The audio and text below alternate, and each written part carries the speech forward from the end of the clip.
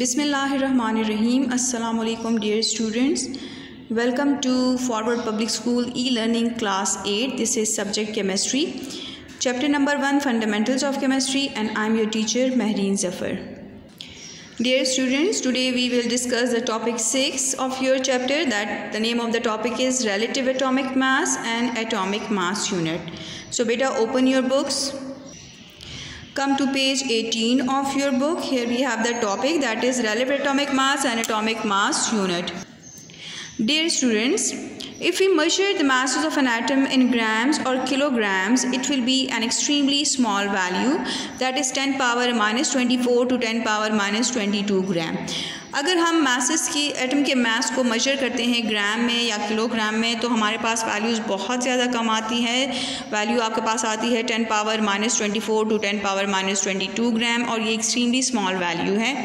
Measuring such small masses are not only impossible but are also impractical to work with. इस तरह के कम masses के साथ काम करना इंतहाई नामुमकिन है केमिस्ट के लिए, बल्कि ये नाकाबिले अमल, इसके साथ काम करना बिल्कुल नाकाबिले अमल हो जाता है. इम्प्रैक्टिकल का मतलब है नाकाबिले अमल. काइंडली आप पेंसिल से अपनी बुक्स पे ये मीनिंग्स लिख लिया करें. For that purpose atomic masses are express by comparing with the mass of a standard atom. इसीलिए साइंटिस्ट ने क्या किया कि एटम के मास को कंपैरिजन के थ्रू निकाला and they compare the masses with the standard. Because the word relative mean comparison, कि हम एटम के मासेस को निकाल तो रहे हैं, कैलकुलेट तो कर रहे हैं, लेकिन ये हम कंपैरिजन के थ्रू कर रहे हैं. अब कंपैरिजन हम किसके साथ करेंगे? डेफिनेटली किसी स्टैंडर्ड एटम के साथ करेंगे. अब साइंटिस्ट ने कौन सा स्टैंडर्ड सेलेक्ट किया है?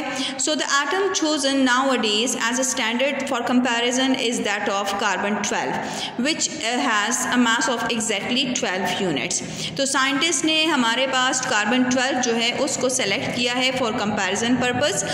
अब नाउ द क्वेश्चन इज़ कि why they selected carbon 12 only. हमारे पास तो 118 एलिमेंट्स हैं, तो उसमें कार्बन 12 को ही क्यों सेलेक्ट किया गया? Why not any other element? So there are certain reasons. So here are the reasons that why carbon 12 has been chosen as a standard. That is, number 1, it is easy to handle. carbon 12 को handle करना easy है. second reason क्या है? इसका atomic mass जो है that is exactly 12 ग्राम. कोई decimal, कोई पॉइंट में नहीं आ रहा, exactly 12 ग्राम आ रहा है, इसलिए इसको मेजर करना easy हो जाता है केमिस्ट के लिए. थर्ड जो रीज़न है, इट्स abundance. abundance का मतलब होता है मिकदार. तो इसका एटमॉस्फेयर में हमारे पास इसकी क्वांटिटी कितनी है? that is 98.98%. so because of these reason carbon 12 has been chosen as a standard, and with this standard we have compared the atomic masses of other elements in the periodic table. Dear students, here we have the definition of the relative atomic mass. So give the heading of definition. The relative atomic mass of an element is the mass of an atom of an element relative का मतलब है compared to the mass of 1/12 of the mass of carbon 12. के atomic mass जो relative atomic mass जो elements का निकाला गया है, elements के atom का calculate किया गया है, वो carbon 12 के 1/12 पार्ट के साथ compare करके calculate किया गया है.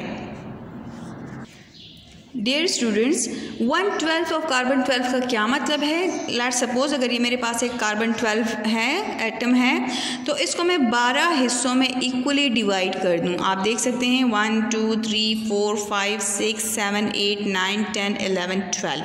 इसको मैंने इक्वली 12 पार्ट्स में डिवाइड किया है. तो हम 1 पार्ट ऑफ द कार्बन 12 के साथ मासेस को कंपेयर करते हैं. इसको कहते हैं 1/12 पार्ट ऑफ द कार्बन 12 के मास के साथ हम बाकी एलिमेंट्स के मासेस को कंपेयर करते हैं.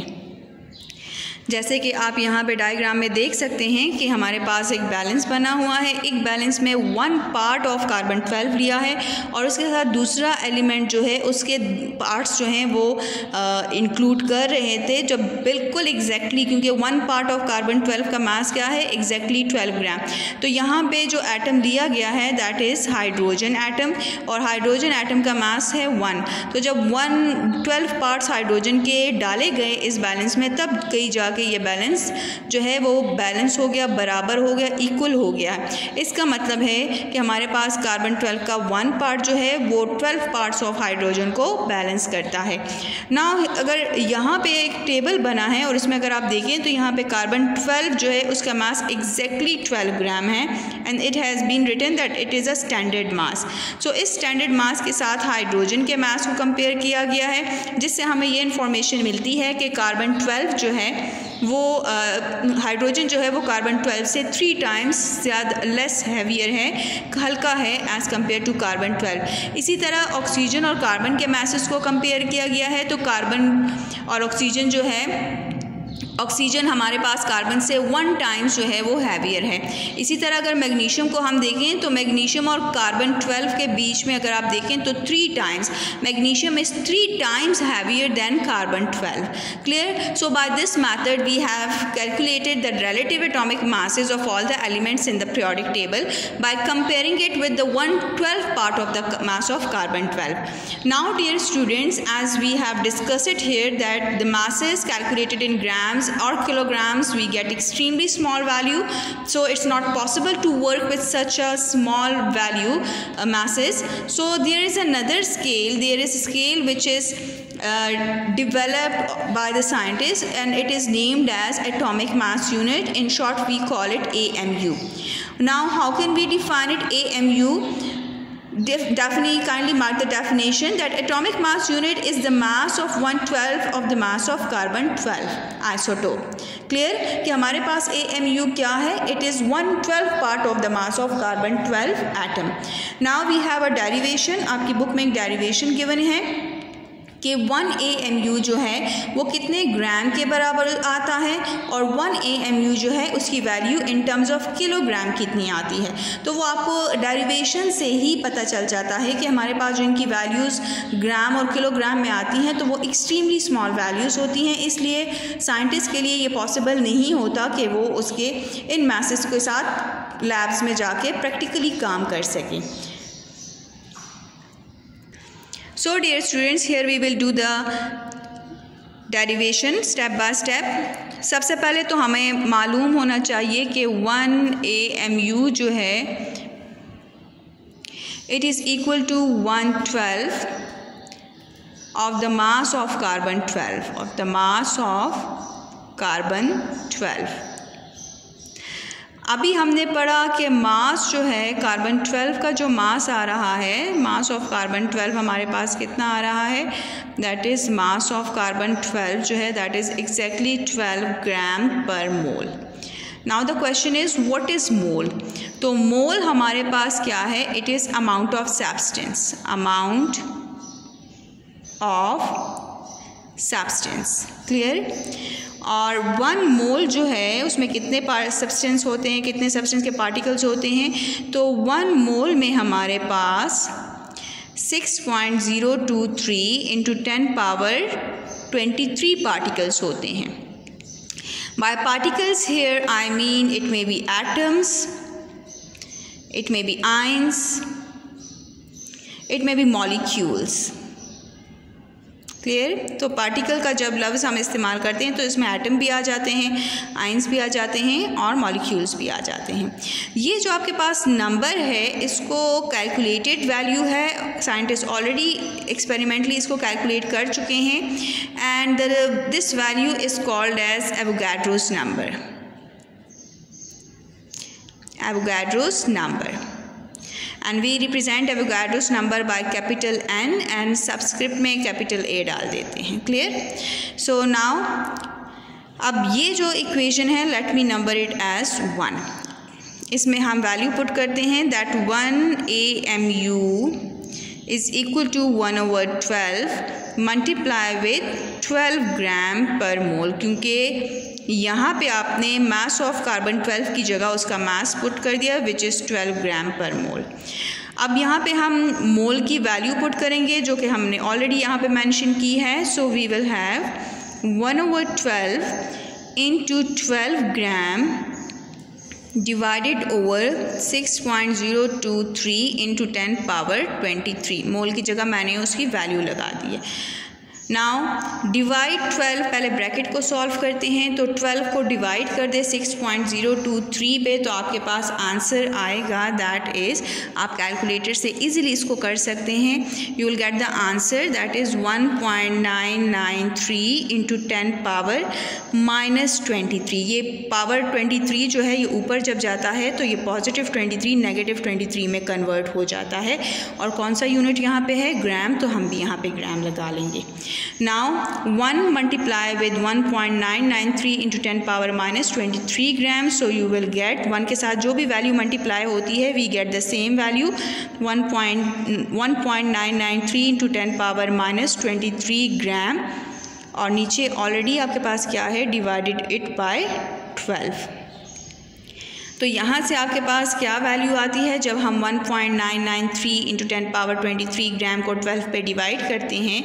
So we get the value that is 0.167 into 10 power -23 ग्राम।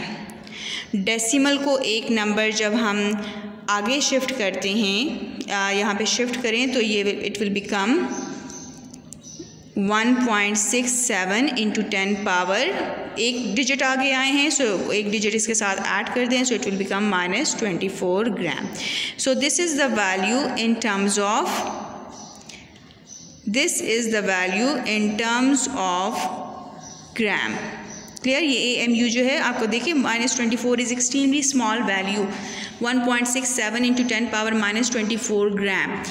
अब ये हमारे पास एक्सट्रीमली कम वैल्यू आ गई है। इस तरह की वैल्यू के साथ लैब में काम करना या एटम के मासेस को बैलेंस से मेजर करना नियर टू इम्पॉसिबल होता है। अब हमारे पास ये तो ग्राम में वैल्यू आई है, अब हम देखते हैं कि किलोग्राम में क्या वैल्यू आती है, क्योंकि ग्राम जो है वो छोटा यूनिट है, किलोग्राम उससे बड़ा यूनिट है। तो अब किलोग्राम में देखते हैं। As we know that 1 gram is equal to 1/1000 kilogram. Clear students? इसको हम इस तरह भी लिख सकते हैं 1/10 पावर 3 किलोग्राम, क्योंकि 3 0 है ना, तो इट विल बिकम 10 पावर 3। अब ये जो 1/10 पावर 3 को अगर हम न्यूमिनेटर में लेके तो इसको हम इस तरह लिख सकते हैं दैट इज़ 10 पावर -3 किलोग्राम। तो अगर मैं इसको लिखूं कि 1 ग्राम जो है वो 10 पावर -3 किलोग्राम के बराबर है, तो दोनों बातें सही हैं। अब हमने क्या करना है? हमने कि ग्राम की जगह उसकी वैल्यू को पुट कर देना है। So 1 AMU is equal to 1.67 into 10 power -24 gram की जगह उसकी वैल्यू लगा दें। वैल्यू हमारे पास क्या आ रही है? दैट इज़ 10 पावर -3 और अब यूनिट क्या लगेगा? किलोग्राम। मैथ्स का रूल है basis are same, power will be add, so we will do it like this 1.67 into 10 power -24 into -3, तो आपके पास क्या आ जाएगा? माइनस माइनस प्लस हो जाते हैं, so you will get 1.67 into 10 power 24 के साथ 3 प्लस करें, so you will get 27 and you will get the sign, जो बड़े का साइन होता है, बड़ा नंबर होता है, उसका साइन हम लगाते हैं, so we will have -27 gram. So dear student, this is the value of AMU in terms of kilogram. तो अगर आप दोनों वैल्यूज़ को देखें तो बहुत ही एक्सट्रीमली स्मॉल वैल्यूज़ आ रही हैं इन टर्म्स ऑफ ग्राम भी और किलोग्राम भी, इसलिए हम एटम के मासेस को जो है वो कंपेयर करते हैं with the standard and we measure that in terms of unit AMU। जिस तरह हम 12 ग्राम लिखते हैं तो हम 12 AMU में हम एटम्स को मेजर करते हैं। सो डियर स्टूडेंट्स, ये आपकी बुक पे भी आपको मिल जाएगा, लेकिन ये डायरेक्ट फॉर्म में है, इसलिए आप इसी डेरिवेशन को इसी तरह जिस तरह मैंने आपको पेज पे करके दिया है आप इसी को फॉलो कर सकते हैं। So dear students, here we have a table on page number 19 of your book, and here they have given the elements and their relative atomic masses in terms of AMU. So first we have hydrogen, it has a relative atomic mass of 1.0079 AMU। अब यहाँ पे देखिए ना ग्राम लिखा हुआ है ना kilogram, बल्कि क्योंकि हम relative atomic mass ले रहे हैं so we will write down the unit here AMU। इसी तरह ऑक्सीजन है 15.8994 AMU, sodium 22.9897 AMU, magnesium 24.3050 AMU, and silver we have 107.8082 AMU. So you can check here that यहाँ पे कोई आपको ग्राम या किलोग्राम नज़र नहीं आएगा, क्योंकि ग्राम और किलोग्राम में वैल्यूज़ जो है वो बहुत कम आती हैं, नेगेटिव में वैल्यूज़ आती हैं, और नेगेटिव में वैल्यूज़ के साथ काम करना नियर टू इम्पॉसिबल है। अगर आप ये देखिए तो यहाँ पे जब AMU में हम मास को कंपेयर करके निकालते हैं तो हमारे पास होल वैल्यूज़ मीन्स आ जाती हैं, तो हम इसको ईजिली मेजर कर सकते हैं with the balance. Dear students, I hope you have understood today's topic very well. We will be back with another interesting topic in the next video. Stay home, stay safe. Thank you.